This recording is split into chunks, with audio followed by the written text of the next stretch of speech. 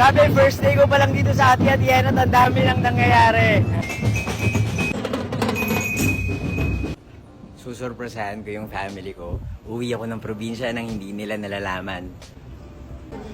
Well, actually, alam ng pinsan ko kasi siya yung susundo sa akin from the airport. Time check, 4 a.m.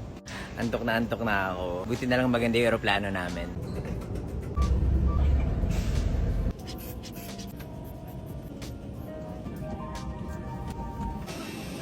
Yup, yeah. Lalabas na ako. Nakatulog ako ng mahimbing dun sa aeroplano. Uy, ready na. Ati-atihan.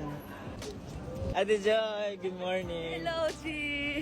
Magkape muna tayo. Papunta kami sa banga. Baka mamaya sinabi mo na sa kanila, hindi pa nila alam. Si Lola ba nandun? Kamusta? Lakas pa rin. Parang yung huli kong ati-atihan 10 years ago. Mag-exit na kami ng Kalibo. Ay, isa pong coffee. It's time to go to the barrio. Yun na! Morning! Ito na ako. Alam niyo ba? La. Okay, alam pa kita.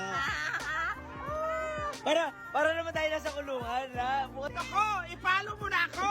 2 million na ang imong follower! Oh, bless po. Grabe, hindi man lang ako nagtagal dito sa bahay namin. Babalik na kami ng Kalibo. Manonood daw kami ng sad-sad ngayon. Bye-bye, Lola. Babalik ako. Punta lang kaming Kalibo. Bye-bye.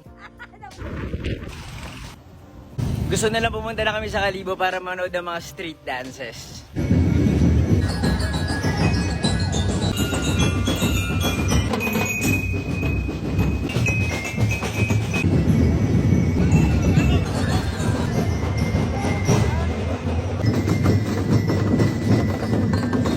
Grabe, first day ko pa lang dito sa Ati-Atian at ang dami lang nangyayari. May ilang araw pa ako dito. So, kung nandito kayo sa Ati-Atian, sa Kalibo, Aklan, kita kits, let's go!